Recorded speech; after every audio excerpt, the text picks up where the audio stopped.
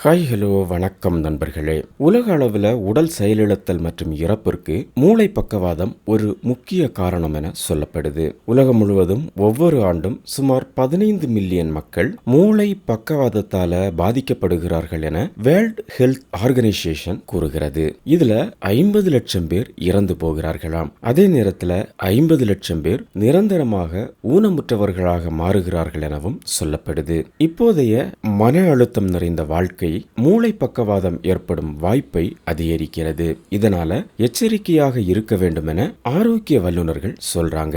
மூளை பக்கவாதம் என்பது நம்ம மூளையில இரத்த ஓட்டம் தடைபடும் பொழுது, இல்லைன்னா மூளையில திடீர் இரத்தப்போக்கு ஏற்படும் பொழுது, மூளையில இரத்த நாளம் வெடிக்கும் பொழுது மூளைக்கு ஆக்சிஜன் வழங்குவது நின்று போய்விடும். ஆக்சிஜன் மற்றும் ஊட்டச்சத்துக்கள் இல்லாமல் மூளையின் செல்கள் இறக்க தொடங்கும். இது மூளை பக்கவாதம் மூளைக்கு நிரந்தர சேதத்தை ஏற்படுத்துது.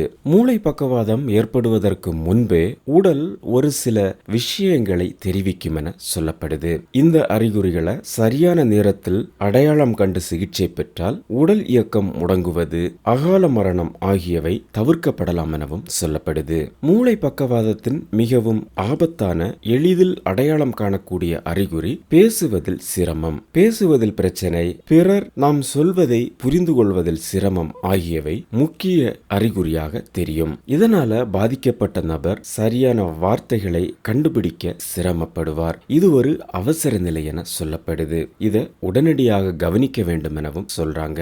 மூளை பக்கவாதத்தின் முக்கிய அறிகுறிகள் ஒன்று, கைகள் இல்லைன்னா பிற உறுப்புகள் திடீரென மரத்து போவது, இல்லைன்னா பலவீனமாக உணர்வது. குறிப்பா உங்க உடலின் ஒரு பக்கம் மரத்து போதல் இல்லைன்னா பலவீனம் ஏற்பட்டா அது பக்கவாதத்தின் அறிகுறியாக இருக்கலாம் என சொல்லப்படுது. இந்த அறிகுறி பெரும்பாலும் திடீரென தோன்றுமாம். இதை உறுதி செய்து கொள்ள உங்க இரு கைகளையும் மேலே உயர்த்த முயற்சிக்கும் பொழுது ஒரு கை தானாகவே கீழே சென்றால் உங்களுக்கு பக்கவாதம் ஏற்பட்டிருப்பதற்கான அறிகுறியாக கூட இருக்கலாம் என சொல்லப்படுது. உடனடியாக மருத்துவரை கலந்தாலோசிப்பது நல்லது. அதுபோல முகத்தின் ஒரு பக்கம் கோணி போவது பக்கவாதத்தின் முதல் அறிகுறியாக பார்க்கப்படுகிறது. பொதுவாக சம்பந்தப்பட்ட நபர் தன்னுடைய முகத்தில் ஏற்படக்கூடிய இந்த மாற்றத்தை உணர முடியாது. ஆனா பிறர் அதை எளிதா கண்டுகொள்ள முடியும் என சொல்லப்படுது. பக்கவாதம் பெரும்பாலும் முக தசைகளை கட்டுப்படுத்தக்கூடிய நரம்புகளை பாதிக்கிறது. இதை உறுதி செய்ய சம்பந்தப்பட்ட நபரை புன்னகைக்க சொல்ல வேண்டும்.